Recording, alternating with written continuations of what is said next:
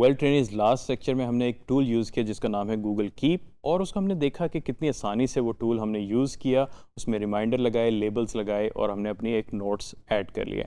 आज उसी टूल की कंटिन्यूटी में देखते हैं कि वो हमें किस तरह और ज़्यादा एम्पावर कर सकता है हमारी डिजिटल नोट टेकिंग में और हमारी जो है लाइफ को स्ट्रीम करने में professionally and personally both ways. आइए देखते हैं इस टूल को। वेल ट्रेनिज हम ब्राउज़र स्टार्ट करते हैं अपना एज, और आपने देखा होगा कि हम लास्ट लेक्चर में जो है यही देखा था, लेक्चर 1 का हमने एक नोट बनाया था। फ़िलहाल मुझे ये नोट नहीं चाहिए, सिंपली मैं इधर आया और मैंने इस नोट को डिलीट कर दिया। अभी आपने देखा कि नोट टेकिंग पे मैंने डायरेक्ट लास्ट टाइम क्लिक किया था और मुझे नोट का आ गया, मैंने टाइटल दिया और नोट की डिटेल लिखी और ख़त्म कर दिया। लेकिन इन केस अगर मैं आगे जाऊँ तो इसमें आपको नज़र आएगा कि इसमें न्यू लिस्ट की एक ऑप्शन है। न्यू लिस्ट का हमें ये फ़ायदा होता है कि हमारे पास एक चेक लिस्ट आ जाती है। फॉर इंस्टेंस आपने एक काम करना है, लाइक ग्रोसरी की बात कर लेते हैं कि आप ग्रोसरी स्टोर आपने जाना है, आपको लिस्ट मिल गई है कि आपने ये आइटम्स लेने हैं, जिसमें आटा हो सकता है, चीनी हो सकती है, दालें हो सकती हैं, सारी एक चेक लिस्ट होती है। तो हम जो है चेक लिस्ट का हमें यहाँ पे फ़ायदा होता है। तो इसको मैं कह देता हूँ ग्रोसरी, ये मैंने एक बना दिया। इसमें मैं लिख देता हूँ शुगर, एंटर का मैंने बटन प्रेस किया, सॉल्ट, पेपर, ये मैंने फ़िलहाल जो है एक लिस्ट ऐड कर दी है। इसमें 3 आइटम्स मैंने ऐड किए हैं और इसको मैं फ़िलहाल क्लोज़ कर देता हूँ।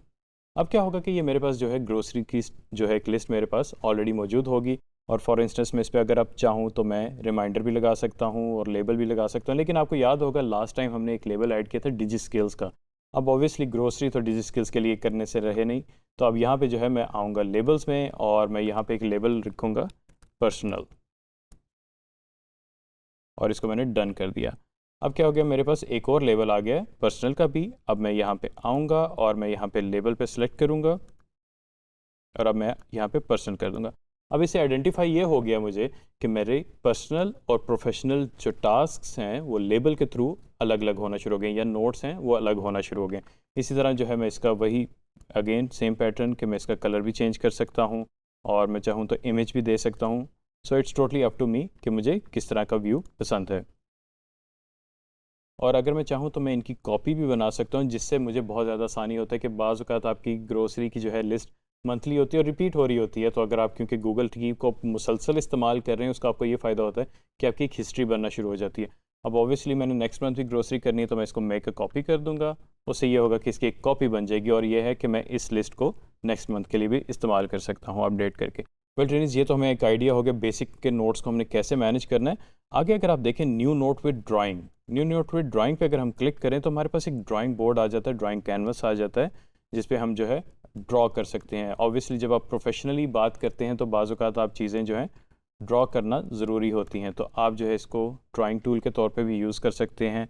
यहाँ पे आके आप पेन के विड्थ और कलर चेंज कर सकते हैं, अगर आप मार्कर लेना चाहें या ग्रिड डालना चाहें, और भी इसके अंदर बहुत सारे टूल्स हैं कि अगर आप उनको यूज़ कर सकते हैं। अभी यहाँ पे रूलर है नहीं है, और अगर आप चाहें तो आप यहाँ पे ग्रिड शो कर सकते हैं। इस तरह के कुछ फीचर्स हैं। इसका आपको ये फ़ायदा होता है कि आप अगर नोट टेकिंग टैबलेट के ऊपर कर रहे हैं, आईपैड हो गया या एंड्रॉयड टैबलेट्स हो गई, अगर उसमें आपके पास स्टाइलस है तो आपको बहुत ज़्यादा इसका फ़ायदा होगा। आपकी नोट टेकिंग बहुत क्विक हो जाएगी और आपकी अपनी राइटिंग में हो जाएगी। इसको हम ऐसे ही सेव करते हैं, या आपका नोट जो है जो मैंने ड्राइंग बनाई थी वो सेव होगी। अब इसके वो पूछ रहा है नोट किस चीज़ का है इसका, क्योंकि हमने एक स्क्वायर बॉक्स बनाया है, तो मैं इसको यहाँ पे लिख देता हूँ स्क्वायर बॉक्स।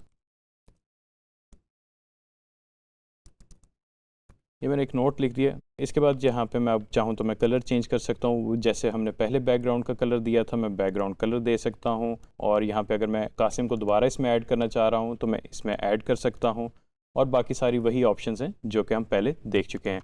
यहाँ पे मैंने इसको क्लोज़ किया। अब आप नोट करेंगे कि मेरे पास जो है एक नोट आया, लेकिन उसके साथ अब ड्राइंग भी आ रही है। उसके बाद हमारे पास तीसरी ऑप्शन है ऐड एन इमेज की, न्यू नोट विद इमेज। इसका ये होता है कि जैसे आप ऑफिस में डिस्कशन कर रहे हैं या आप अपने क्लाइंट के साथ डिस्कशन कर रहे हैं, आपने कुछ नोट्स बना लिए हैं, कुछ हैंड रिटन नोट्स बनाए हैं, चाहे वो बोर्ड पे हों या नोटबुक के ऊपर हों, तो आप क्या करते हैं कि आप उसकी तस्वीर लें और उसको अपने सिस्टम में इसको कॉपी करें, या अगर आप मोबाइल पे हैं तो मोबाइल पे करें और ऐड इमेज पे क्लिक करें, और जो भी आपके पास इमेज है उसको डालें, और उसके बाद जैसे हमने स्क्वायर बॉक्स को देखा था एग्जैक्टली उसी पैटर्न के अंदर आप जो है इमेज का भी नोट मेंशन कर सकते हैं।